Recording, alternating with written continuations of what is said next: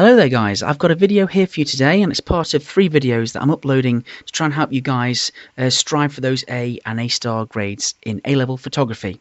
This is predominantly for AQA students, but it applies to any A-level subject to do with photography. It can also be applied to further education as well. It's just to basically make you think about your workflow, your dynamic, your work in practice when you're making your work and thinking about planning your work for photography. This video is all about the workflow. That means your work in practice.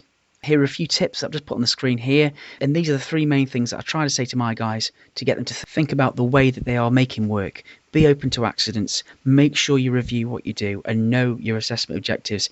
Those are the main things that you really need to think about when you're making your work. Throughout the video, I'll be using different student examples just to show you what my guys have been doing and what I get them to think about when they are making their work. And I just call it workflow, but it's just called your work in practice, whatever you would call it. This example on the screen here is one that will feature quite heavily towards the end of the video. I'm just going to show you a few other bits and bobs first. This next slide, this is just about saying that you need to be advanced. When you're looking at your assessment objectives and when you read the actual specification, it talks about advanced vocabulary, it talks about being exceptional. So you bear that in mind. And this little simple diagram is just what I show to my guys to make them think that once you've taken a set, don't just leave it at that. Make sure you then advance the idea further. You don't just retake the next one and the next one without any thought about what you're doing. This diagram here, that shows your assessment objectives and the flow from start to end. The only thing that I worry about with students is they just look at that and they become very narrow-minded and then don't plan to go outside of those assessment objectives and really think about how they can be exceptional.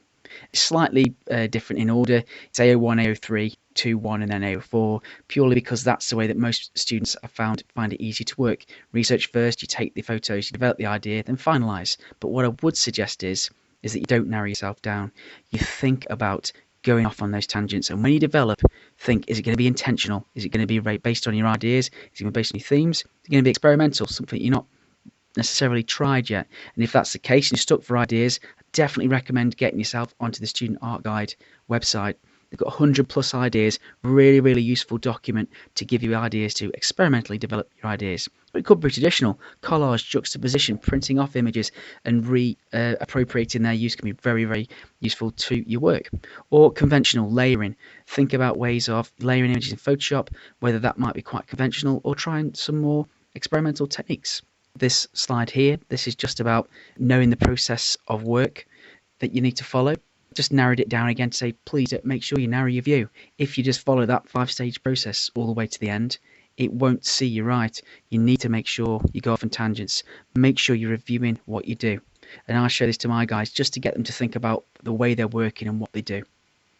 This next slide here, this represents a lot of my A-level students at the moment, where they look a little bit scared of the 4 following things.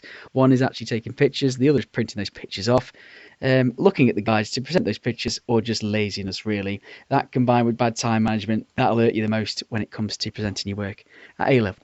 But any excuse to get a massive pussycat on the screen there, so I best if I just move on. As I said, I'll be looking at student workflows in the video, and the first one that is probably the most important that I show my guys just after they are finishing their AS year is this little slide here. This is an example on the left of a standard response that's shown in blue, and then how they could advance the idea into the red. It's not enough at A level just to do a standard response, take a set, then do another one, present it, correct it, what's your best. Continue on going like that. You have to advance the idea. You have to look for an exceptional approach. So I definitely recommend you peer assess with each other. You get with your rest of your classmates. Maybe think about who else you could ask that could advance your idea further. And just in the example here, I've just shown how what could be quite conventional, which is a set based on projections, originally in the style of Sol Sunsbo and Davis Ayer, could be pushed even further depending on ideas. But think, could it be lighting? Could it be the costume? Could it be the props? What would make it more relevant, more intentional to you? Or it could be that you look at getting a narrative behind the work. I'll talk about that more as the video progresses. This next image here, you may have seen in a previous video on YouTube, and the title of that is just shown at the bottom there, bottom right, just in case you want to watch that at the end if you've not seen it yet. It does help to see how students start the work, and this is a pretty good example of a start. This particular student here is looking at the work of, if I can pronounce it right, Diliana Florentin. Very good fashion portrait photographer, really excellent use of lighting, great studio practice, really great professional basically. But what I said to that person was, don't just look just at the image. If you just try and recreate the set without any thought, that won't help you. What you've got to do instead is think, right, what is this artist trying to do? Is there something more there? And as this image is showing here, that's shared with a student, this is just showing that standard and exceptional or advanced response again. You could just simply create the same look. You know, you might get a little bit creative with the props you're wearing, with the jewellery, with the hairstyle, with the makeup, etc., etc. But what are you going to do that's going to advance that idea? That is the crucial thing. That's the thing that gets the more creative photographers the commission work. That's the thing that makes you stand out against the tide of other photographers out there. But in this case, yes, you could use the lighting, but at the same time, maybe could you push that idea a little bit more, push that story a bit further, the narrative? Could you do something a bit more subtle? Could you do something contrasting or make surreal statements? There's just a few examples on the slide there. You could be they have like a theme. It doesn't have to be the seaside, but I just thought I'd put that because it's winter and it might be quite nice. Or you could maybe start to wear things that were jewellery on the other parts of the body, worn as adornments for earrings or maybe fascinators, things like that. Just indicated by that watch ear there. So those are the sorts of things that you could be doing in your work. This next slide, this is from a really excellent student that I've got. Fantastic student, great ability, when she believes in herself, that is. And it's just talking about a fantastic accident that happened. As in the video earlier on, I did mention that sometimes be open to those accidents. They can be brilliant. It's called serendipity. It's got an actual word. I didn't make it up, honestly. But if you look at this particular workflow here, just these 4 stages, it went from being an accident where tried to fold things like the artist there, shown at the bottom left. It went a bit wrong. She screwed it up, put it to the one side. I had to then rescue it from the bin. And then when you actually looked at what it could be achieved, once you've thought about it a little bit more, the possibilities really are endless. And the examiners like to see you're having an accident, you're having a bit of a tough time, and then how you resolve it. Well, it could be resolved in this way. Like in number 2, the point here, where it says the screwed up bits could be photographed, put back into Photoshop and layered over the portrait material that she was originally going to use. Or why not do it in real life? Don't just Photoshop everything to within an inch of its sweet life there. Instead, what you could do is take the images, the screwed up paper, and arrange it on an existing photograph. Maybe you could create something, but obviously this is all intentional to this particular student. We've got a Photoshop response here, a real life response, and then just to push it just that little bit stage further, stage 4 here, maybe find new artists, new inspirations, which could then shape even more development, advancing that idea further. So an accident that could have originally been a bit of a tragedy there has instead become something meaningful, something useful, and something that can advance your ideas forward. This next slide here, this is just showing an example really of what you could do to explain this to the examiner. It's all well and good having a workflow, but if you don't actually evidence it, present it, and show what's happened in your workbook, you might as well not bother. They might as well just thought that's what's happened naturally. So please present anything that you've done which is different in your workbook. And this slide here, this just shows how previous image that I spoke about with Gillian Florentin and the accident could be presented in your workbook if that's how you work, or on a sheet if you're a sheety kind of person there. Moving on from this is really helpful slide that I sometimes use with my students to get them to think about the elements of their set. Think about what you could do to push it that little bit further. Normally I'm suggesting, I think more so than often, how could you reappropriate or change the purpose or the potential of the set, or how could you develop the narrative, the story. But it could be props, you could become re-influenced by an artist, review what you do, think about the settings or the location or lighting, tweak something, think about how you could advance it. Or it could be more tactile. In this tactile example, this is where a student has then printed off images from their set. This is based on self-portraiture, and then what they've done is they've then photographed, torn, distressed the paper, and then photographed themselves through it. Really simple tactile way of developing that could be something that could push your ideas even further. This next slide is just focusing on the purposes and the potentials of images, where you could, instead of just achieving an intentional response or something based on an idea or theme, maybe push it down an advertising or a branding tangent. Or it could be that you push it down another artistic genre and go down surface pattern or illustration, like this example shows here. The 2 examples on the left there, one of the rose there and one of the light trail, both taken from the natural world. For one, the light trails obviously just in response to light trails, but then both of which could be tweaked, they could be developed, whether it's like the sort of the vexel art there on the bottom, or it could be advertising, where you could then target images that you've taken in a set and see what they could do in regards to a brand that you may be interested in, or that could be a total contrast to what you would originally do. This next slide is probably my sort of most important slide at the moment. It's trying to force students to think about a narrative, a story, a possibility that they could get into the work. It really, really is essential. If you can have something where it could be quite emotive, it could be quite subtle, it could really elevate the quality of your shots just that little bit further. This image in the middle, in the bottom there, was quite influential for the next workflow that I'm going to show at the end, which shows the work of Helmut Newton.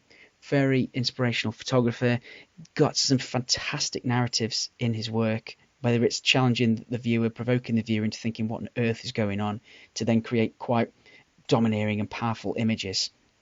Plus, it's got Cindy Crawford in. Fantastic.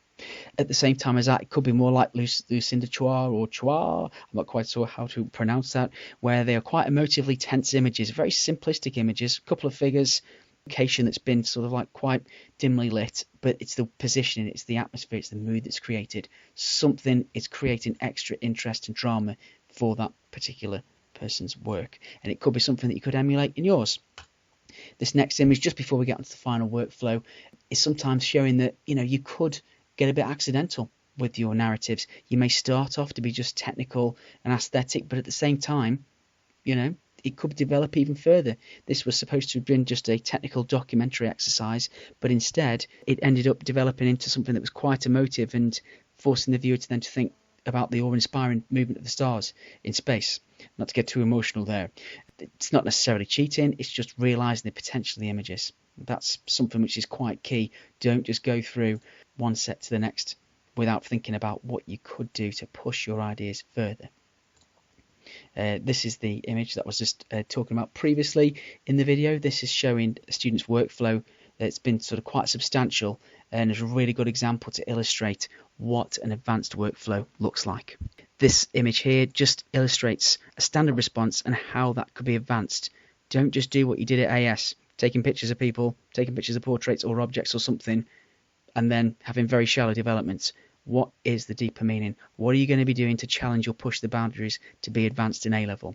In the case of this student, they thought more about the posing, more about the message they wanted behind their work. They wanted to show females in quite masculine forms, more domineering poses, to challenge the way that fashion photography is often conceived.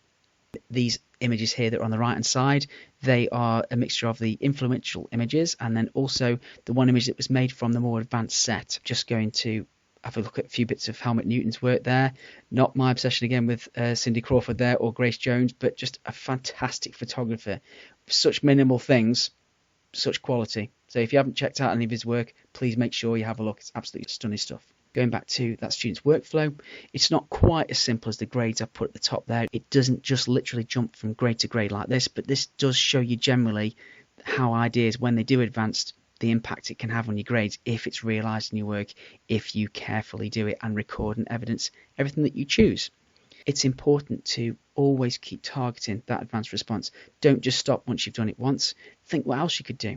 In the case on this slide here, I suggested that the student maybe looks at a classical sculptor, maybe look at Henry Moore, maybe look at a painter, in this case Magritte, or maybe John Baldessari, for how they actually obscure the model's face in the same way that Helmut Newton's models were obscuring the face in the middle one there that you can see in the advanced column there. This next slide, that's just showing an overall generalization of the workflow. Might help if you stop the video and have a look at it if you wanted to find out how this student started and how they were sort of more coming towards the end of this one example of a workflow. And it just goes through the standard, going towards the exceptional, making sure that all the way in between you are showing the connections, you are understanding the images you've made, you've targeted next steps, and you're looking for new connections. That's the most essential thing you need to be doing. It's very easy to say, sometimes harder to do. Just going to zoom into a few of those slides now, just so you can see the ideas behind them and what they would impact like in the workbook. This first one here, that one's shown as the top right image on the previous slide. This is just showing a development image explained. Don't just assume that the examiner is going to be looking at your work, understanding Photoshop. They might not have used it regularly. They might not have been around schools where they've seen much of it. You can't be sure. So explain everything every single point of the way. If you're working with darkroom processes, you should be doing exactly the same thing, explaining the processes depending on whatever process you use. In this case, in Photoshop, I've just used PowerPoint most of the time, just to print screen, different stages, explain those stages and how each different part has been made up. It can sometimes look in Photoshop that things have been done very simply, but in the case of this final image here, there's been at least 40, 30 different layers of different images that all make that final composite image. So show the effort you've gone to, don't let it go to waste, and present it in your book. This next image here is just about showing the connections. You may have already done research already, that's fine. You may have already done mood boards and all that sort of stuff, but it doesn't hurt to just have one PowerPoint slide printed off, stuck in your book, dead easy, just where you're then showing your image in the middle and the connections around it, whether that's your artist connections, connections to your poses, or in the bottom right here, connections to any plans that you've previously made and how they have been resolved, how that has been an outcome in your work. If you can do that, that's where the big dollar marks are, so make sure you do it. This next one here, this is just showing then after the connections in your set. If you then show your next steps and your ideas for the next sets that you could take, that will really help you and really help the examiner to see the direction that you could go in. If you then go and do those things, it shows foreplanning, it shows forethought, and it makes the examiner show that you're capable of making an advanced response. In the example here, you can see how that previous set, which was of the figure posing on basically collections of Vogue magazines in quite masculine poses, is going to be developed even further. It could be that you could go totally the opposite direction, maybe go down a Legally Blonde route. It's one of the best chick flicks of all time. Maybe you could go a bit more extreme than that, and you could look at more of a cult classic film, a little bit disturbing, but Faster Pussycat Kill Kill, fantastic film, but in small doses, and more the photography really than the actual film itself. Or you could maybe look at something historical. Maybe it could be the Land Girls, women where they're shown in roles of dominance or power or responsibility that they'd never been shown before. Or it could be that you go down more of a kitsch route and show something which is like the Hello Sailor in the top left there. So just exploring the roles of females within photography, within culture, to see how far you can push your ideas. This next slide here, it was quite ironic really that certain things were targeted and originally influenced by Vogue magazines in the first set, but then the artists afterwards were discovered that had actually reinvented one of the original concepts of the Faster Pussycat set there. They'd been reinvented as a set in 2009. So by sheer accident really, the student could then use this artist connection to then reinform their work yet again. So it's just showing that cycle of research, development, understanding, reviewing. This is like a perfect illustration of that sort of workflow there. And in this final slide, it's just showing how you could present that work just across double pages here, illustrated on the screen. It could start off very conventional, putting your starting points, showing those contacts, your corrected images, understanding analysis, going on to showcasing your best images, and then conventional or intentional developments. Then afterwards, on double pages 4 and 5, it just shows how those previous slides or previous images that I've shown you from PowerPoint could be printed off, put into your book and presented. And that really will be an excellent way of communicating to the examiner that you know exactly what you're doing in your work. This next image here, this is just an example of a composition analysis. It's one of the things that I didn't talk about before because it wasn't necessarily part of the workflow, but it's very, very good to make sure that you analyse other developments that you make in the work. You talk about the rule of thirds, you talk about the viewpoint, so you are showing that not only are you creative, you are capable of analysing and understanding why your images are successful or not successful. This next image here, this is an example of what I show to my students to help them present their ideas and showcase their evidence in their books. The two prompts that are on the right hand side there, the grid prompt and the connect and explain, they're also detailed in the rest of this video, but it's probably going to be a good idea if you pause it and then have a look at them so you can see what's been written on each one of those slides. This image here is just showing how one of the grids there that's used on the starting points page starts off by being filled. The image is then copied and pasted out and then presented in the book, but you could just stick it in there as the grid. I use that as a way of helping students structure their response to ensure that they're talking about all the correct things, especially at the start of AS. It's very, very helpful.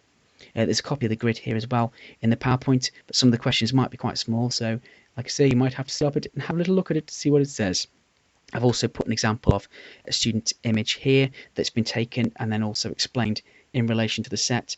making sure that all the best things are spoken about to get the best credit for the quality of your image. This last image here is a connect and explain prompt. Just simple questions broke down, showing the process, what you did, how you did it, why you did it, who was it connecting to, and how could it be improved. Those are the key things you need to talk about. Make sure that's included in the written response in your book. This image here is nearly the end of the video. Sorry for the amount of time talking, but I hope this has helped you, and I hope this has been of some use. There is going to be another video in this series, hopefully, that will give you a bit more support and tips if you are going for that A or that A-star grade. On this image here, which just shows you other little tips and pages that you could include, I'll explain in the next video, some of which are in this one, but it's going to be really essential that if you do want to go for that A or the A-star, you are thinking about how best to do that. If you have any questions, please message me through the channel. Apart from that, keep your eyes out for the other video based on the tips and the other one based on the A-level essay, everyone's favourite. Okay, thanks for that. Bye.